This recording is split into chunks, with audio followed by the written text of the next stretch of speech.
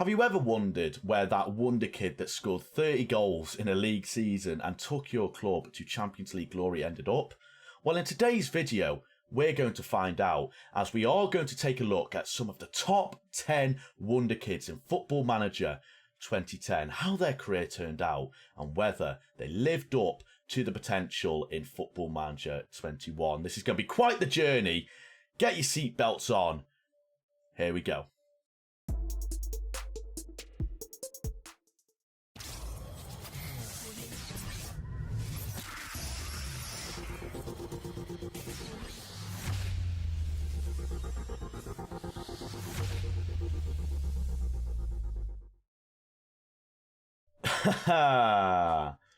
What a feeling.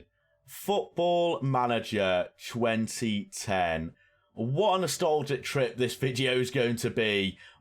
Bringing back all the memories and all the hours, days, weeks, months I invested into this game and the amount of players and teams that we managed. Oh, it's madness, isn't it? It's absolutely ridiculous, but we're not here to appreciate how nostalgic this video potentially is going to be. We're here to see some of the best wonder kids that Football Manager potentially got right or potentially got wrong. And how we're going to do it is we're going to have a look at each wonder kid on 2010, and then we are going to go over to the current game, Football Manager 21, and we're going to see how their career panned out, whether or not they lived up to the potential that was bestowed upon them by Sports Interactive and the Football Manager gods. And yeah, see if it brings back any memories for myself or any of you managing these players. And if it did, feel free to put it in the comment section below. And if you have enjoyed this video, feel free to subscribe and like. It really, really does help. And I really, really do appreciate it. And I'll definitely be doing more videos like this in the future because, I mean, we could do one for every year. You never know. We'll have to wait and see. But enough of that. Let's go on to the first player. There was only one go-to goalkeeper back then that you would attempt to sign with all your might, and it was Sergio Essentio from Atletico Madrid. I might have completely butchered that name, so I do apologise. He was definitely the go-to guy back then. 20 years old, probably the best wonderkid keeper in the game at this time. And looking at them attributes, you can really see why. Despite the fact he's got one first touch, everything else about him at being 20 years old is pretty ridiculous. 15 command of area, 17 reflexes, kickling, handling, it's all there, right? He's got 15 flair somehow. I'm not too sure how that is the case considering he's a keeper. But the physicals are there. He was pretty good, wasn't he? He was pretty good. And, you know, I feel like all of us know who this keeper is, right? We've all seen him around on Football Manager, and I think he's going to be about 31, 32 around this time. But on Football Manager, let's go and have a look to see how he's turned out. 31 years old, and it's still at that sort of older age in terms of footballing terms. He's still a pretty good goalkeeper, and probably, apart from Bale, potentially, probably the only one of two players on this list that has had a pretty good career. I feel like if we look at Sergio Ascencio, obviously he was at Atletico Madrid.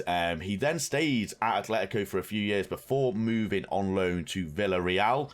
He stayed there for most of his career. Did he get any Spain caps? He did. He got himself one cap.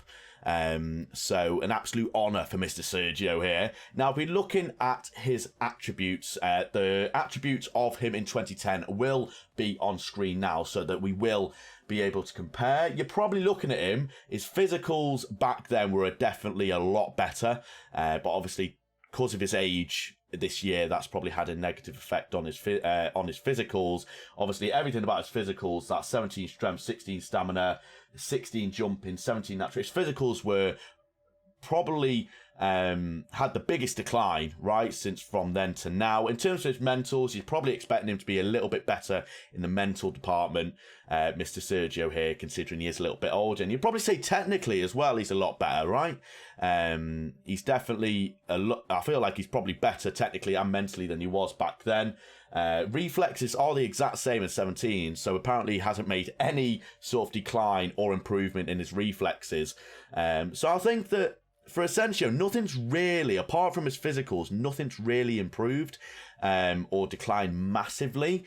He is described as a fearless keeper, and he is valued at 15 million, where he was valued 4.3 10 years ago. But I think for Sergio here, he's probably lived up to the potential. I feel like he probably could have joined a better team than Villarreal. Nothing against Villarreal. Probably could have got more caps for Spain as well if he perhaps tried to further his career a little bit more by going to, once again, a bigger team. But yeah, I think Sergio here has definitely been one that has definitely lived up to the potential, and Football Manager did indeed get right.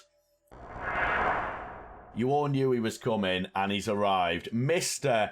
Gareth Bale, probably the most well-known name on this list, right? Everyone knows who Gareth Bale is, and everyone probably knows what sort of history he's had and how his career's turned out. Obviously, back at Spurs in real life, probably not having the same impact as he did when he was previously at Spurs. And it'll be interesting to see if his attributes are actually better in 2010 than they are now in 2021. I'll be really fascinated to see that. But yeah, Gareth Bale, what's there to say? Arguably the most well-rounded youngster on Football Manager 2010, right? He was still considered a wing-back, a left-back.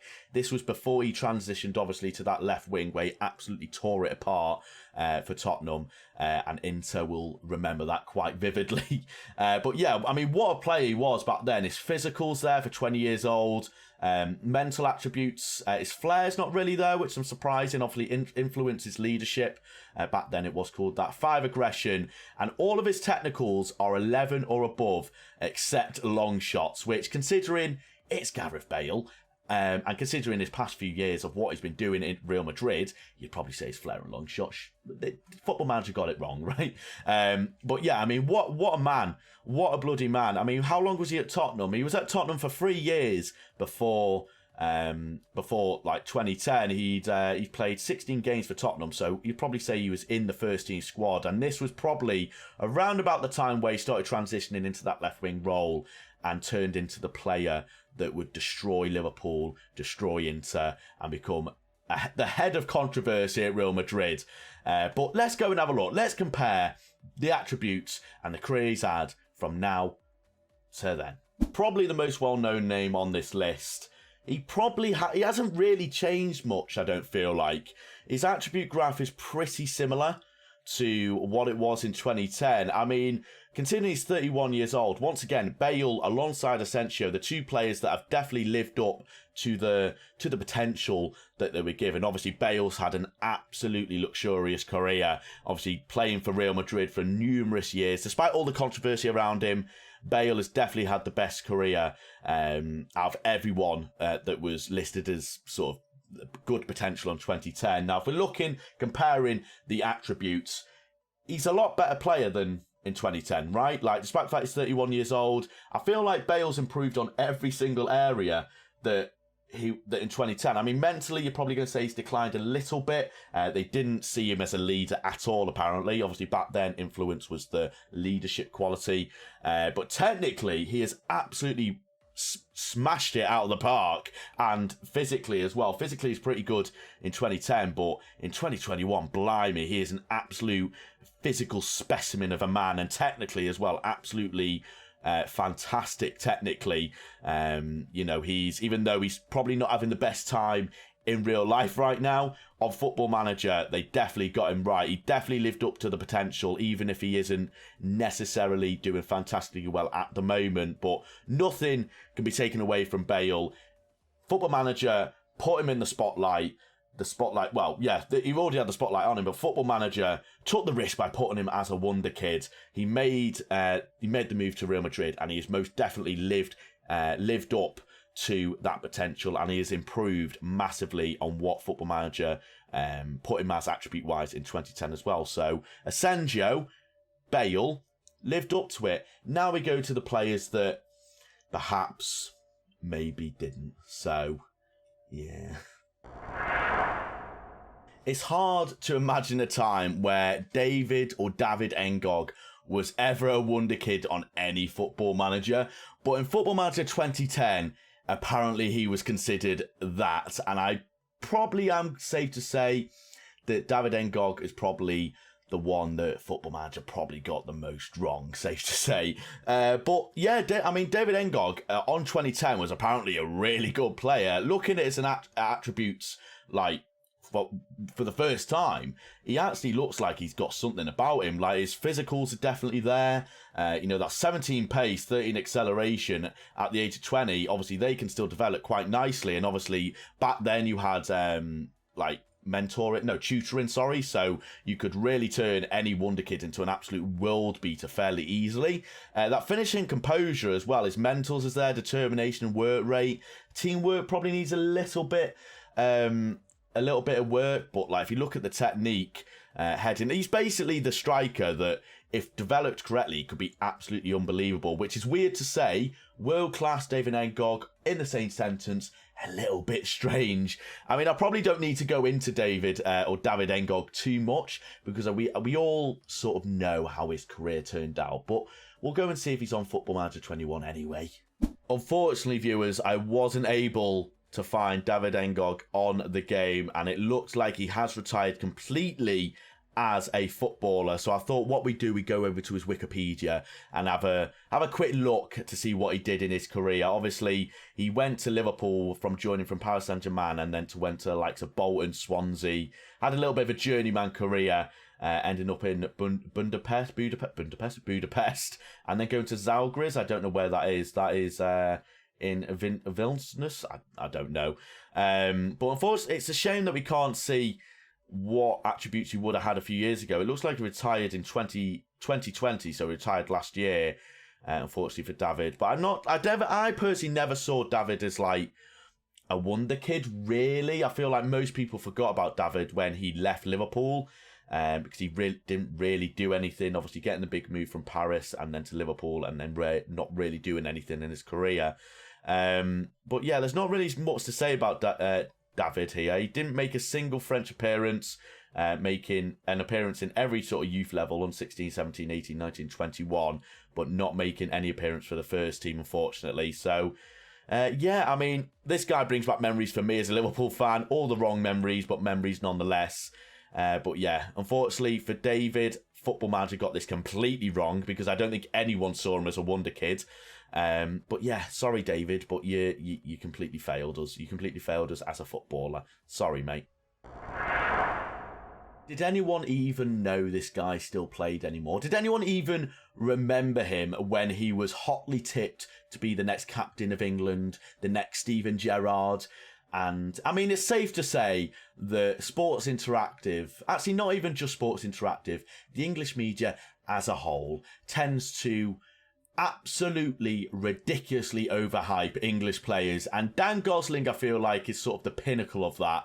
Sort of came onto the scene at a very, very young age, sort of did really, really well in an Everton squad under David Moyes, first team player, and unfortunately, Gareth Bale may be the most sort of well-known player, but Dan Gosling definitely goes down as the most disappointing player on this list.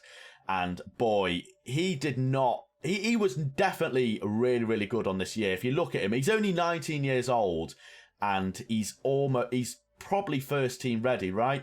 Or close to being first team ready. Maybe a few attributes in there need improving, but the mental attributes at 19 years old is absolutely ridiculous. Technically, it's a little bit weak, but obviously technicals are a lot easier to build, especially back then. The mentals weren't. Physically, he's already there, relatively quick, good stamina, not great strength. But all of this can be worked on. And I think he was playing first team football for Everton. He was. Obviously, they bought him from Plymouth. And he sort of integrated himself into Everton's first team in the 08-09 season. Not playing in the 09-010. Oh, that's the year we're in. Alex, you're a moron. But yeah, he's... I mean, I do feel sorry for Dan Gosling. I feel like he was sort of the pinnacle of English players that got overhyped and just didn't perform in any way. He's buckled under the pressure. He perhaps sort of came onto, as daft as it sounds, he came onto the scene too early. Perhaps he should have, like it was his control, but if he came onto the scene maybe 2-3 years later, when he was 21, 22, 23, perhaps would have been able to deal with the pressure a little bit more. But unfortunately for Dan Gosling, it didn't turn out. But let's have a quick reminder how it worked out on Football Manager 21 and see how his attributes compare as well. Not gonna lie, I didn't even know if Dan Gosling was still playing or what club he was at, to be honest with you. But Dan Gosling is at Bournemouth. Of course, he is there in real life, apparently. And I'm genuinely surprised at his attributes. Like, I haven't heard anything from him in a while. Like, not personally, obviously, but in the footballing world, he's sort of gone under the radar a little bit. But I must say, his attributes aren't half bad. Like, he's 30 years old. Obviously, he joined Newcastle from Everton. He went to Blackpool on loan, and then he's been at Bournemouth for, 6 or 7 years now. And I must say, he's racked up quite the amount of appearances for Bournemouth as well. I must say, he's a lot better than I thought he'd be. I honestly thought Dan Gosling wouldn't be at a level where I honestly thought he didn't. I didn't think he played, to be honest with you. But if we compare once again his attributes to back then to now, once again he's improved on every level. I feel like. Actually, then again, mentally he's probably improved a little bit. Physically he's improved, but technically he's probably made the least amount of improvement. Obviously, his dribbling, finishing are the exact same. His first touch has gone up in 11 years. So his heading and long shots have improved. His passing's gone up by 1. But as I said, mentally, he's probably gone up 1 or 2, maybe deprogressed by 1 in a few of them as well. But physically, he's improved as well. That stamina's gone up massively by a massive 3 points. His acceleration, agility stayed the same, acceleration gone up by 1, and his natural fitness has gone up by 1 as well. And I would say, even though Dan Gosling had a lot of potential back then, Football Manager obviously got it wrong. He's definitely not lived up to his expectations. Obviously, he's had an absolutely fantastic career in the top flight, to be fair to him. Obviously, going to Newcastle in the Premier League, then going to Blackpool, but then staying at Bournemouth for as long as he can, or as long as he has, and is probably going to be there for a few more years as well. Playing in the Premier League, but I feel like there was a lot more to come from Dan Gosling, and unfortunately he wasn't able to live up to the expectations that was put on his shoulders. But as I said, I didn't know he was still playing, and his attributes are definitely decent, and he's had a really, really good good sort of career at the top flight of football. So fair play to you, Dan. You've impressed me, mate. You've impressed me. Holy smokes. I did not realise how much potential Nuri Sahin had back in the day. Jesus, look at them attributes. At 20 years old, coming at Dortmund as well. Obviously, he's a Liverpool fan. Same with David. We obviously had Nuri Sahin on loan, and there was a lot of sort of talk about him being the next sort of big midfielder. And once again, apparently Football Manager thought the exact same. With at 20 years old, he has 17 technique, 17 passing, 16 first touch, 18 creativity, 16 decisions. He's the complete midfielder, or the complete advanced playmaker or playmaker at 20 years old. And at 20 years old, like, he will probably become the best midfielder in the world if you're able to develop them correctly. Like, I'm acting like you're going to go back and play on Football in 2010 with Nuri Sahin. You're probably not going to do that, but back in the day, everyone wanted this guy, right? Looking at them attributes, I would be interested to see how much you'd be able to get these boys for. Obviously, money back then was a lot different to what it is now. So 4.6 million then was probably about 20 million now. So the prices are a little bit different, obviously. But yeah, I mean, this guy's first team ready. He could be picked up by any team in world football at this point, and he'd fit right in, and he'd probably be able to change most teams' fortunes if played correctly. And obviously, he's got so much room to improve as well. Do you expect the likes of creativity, technique, passing to be up to the 1920s? You'd probably say his positioning off the ball, that flair is probably going to go to the 16, 17, 18s. But yeah, I mean, that passing, wait, do they not have vision? Oh, they don't have vision, do they? It's passing then, they don't have vision. Passing is 17, is probably going to be 18, 19, and the physicals are there as well. Physically, absolutely tremendous. Natural fitness, good pace. He's relatively quick for a centre midfielder. Going to be naturally fit as well, which means he's going to be able to avoid injury. But yeah, I mean, he was quite the player at 20 years old, apparently. It didn't turn out quite like that. But let's go, once again, let's see how these attributes compare to 2021. For Mr. Sahin, he is 31 years old and he has had, once again, a pretty good career, recently moving to Turkey. Obviously, that one season with Liverpool where he made a very, very poor 7 appearances. He obviously spent the most of his career with Dortmund. Obviously, he went to Real Madrid. Once again, yo-yoing between Dortmund, joining, leaving. And then a few years ago, he obviously left for Werder Bremen and now he has gone to Turkey with Antalyaspor. Answers on a postcard. But if we're looking at his attributes, as you can see, even at 31 years old, mentally absolutely brilliant. Technically, I mean, they still rated him as a passer of the ball, right? Apparently, that Nuri Sahin was a fantastic playmaker with fantastic vision and passing. Obviously, there was no vision back in the day, but in terms of his passing, obviously, his passing was 17, now it's 18. If we look at his mental side of things, obviously, decisions was 16 back in the day. It's now 17 physically. Gone down quite a lot as well. That's probably due to his age. But technically, he's probably had the most lack of progression, right? He's not really done much in terms of his technical ability, going down quite a lot from 2010 to now. If we're looking at his dribbling's taken the massive hit. It was 15 back then. It's now gone down to a meager 8. However, his finishing has gone up in 2, so he may not be able to run with the ball, viewers, but he's a better finisher of it. So, and he's got 17 composure on this, 17 decisions. I mean, it looks like he'd probably still do a decent job for some teams, perhaps if you're in the Championship, maybe, or if you're like a middling team in like Spain or Italy, looking for a deep line playmaker that isn't expected to run, but ping balls left, right and centre. Maybe Nuri Sahin, maybe a former return of glory for Mr. Nuri Sahin after what can only be described as a disappointing career, only making 300, I say only, he made 306 appearances, but not really doing anything in them appearances, obviously getting that big move to Real Madrid and just not living up to the expectations. Obviously at Madrid, expectations are like 4 times what you'd have in any other club. Unfortunately, it looks like it did get to him. Did he have a lot of injuries? Yeah, he did, to be fair to him. But yeah, the back at Kadleck. Unfortunately, Sahin, he still in the game, thankfully. Had an okay career. Definitely didn't live up to expectations. Even if you had put 5 hours into the game, or 500, every single person will remember Vaclav Kadleck. And if you don't, basically, he could turn the smallest of clubs, whether it be in the Championship, League One, or the Premier League, he would single-handedly turn your club into an absolute powerhouse. He was absolutely ridiculous. And if you have managed Kadleck, make sure you let me know in the comments what sort of impact he had. But he could be capable of scoring 30, 40 goals for you.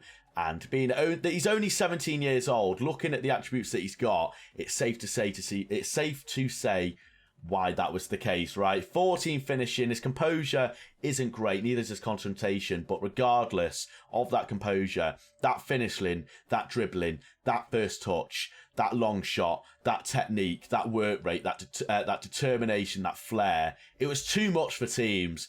And once again, Kadleck would be the mainstay in any side that he went to. And if he developed better than the norm, he could become the best striker in world football. And he was very, very cheap as well. You could get him for only a few million, valued at 1 million as well. And if you partnered him up alongside another striker, not only would he score bags of goals, but he'd also get a ridiculous amount of assists. And this is probably the one player that does bring back memories for me, Vaclav Kadleck.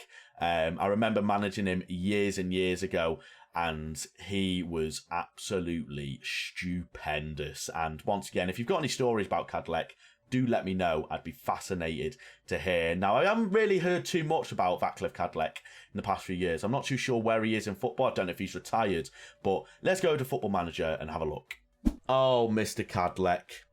Unfortunately, viewers, he has retired as a footballer. He is a coach at only the meagre age of 28 as well. That is a very, very sad sight to see, considering the amount of memories every single one of us that played in 2010 had with this guy. As I said earlier, he would score 30, 40, 50 goals, and unfortunately, he wasn't able to live up to the potential in any way. He was at Sparta Prague for most of his career. However, he seemed to yo-yo between Sparta Prague. He did leave in 2013-14 for Frankfurt, didn't really do anything, went back on loan, left for Frankfurt, went to Midtjylland and came back to Sparta Prague, where he did finish his career. And it's weird to see, considering the amount he would score for you, that he only scored 56 in 214 appearances in his entire career. It's very, very weird to see, but yeah, it's a shame to see Kadleck. It would have been, I would love to have seen what he was like in previous years, to be fair. I mean, once again, if you've got any memories of Kadleck, do let me know. I'd love to hear them. Thank you all so much for watching, ladies and gentlemen. I really hope you enjoyed the video. Something a little bit different, something that I've always been fascinated in is sort of like where Wonderkids sort of turned out. The ones that we used in the past. Obviously, there'll be some players here, or not here, should I say, that you have used. I tried to avoid sort of like the big names. So there was like Marcelo, there was Lewandowski as well, that I could have put on this list, but we all know how their careers turned out. So I tried to go for some players that perhaps were sort of well known, but we sort of fell off the radar a little bit. So, but as I said, if you do have anyone that you do have a story about that you want to tell me, feel free to put it in the comments below. And if you did enjoy this, I will be hopefully doing one every single year. So 2011, 2012, 2013. Please let me know. I'm fascinated to hear your stories. But yeah, thank you so much for watching, ladies and gentlemen. Make sure you like, subscribe, and share the video around if you did enjoy it. And I'll see you very, very soon. Take care of yourselves. Goodbye.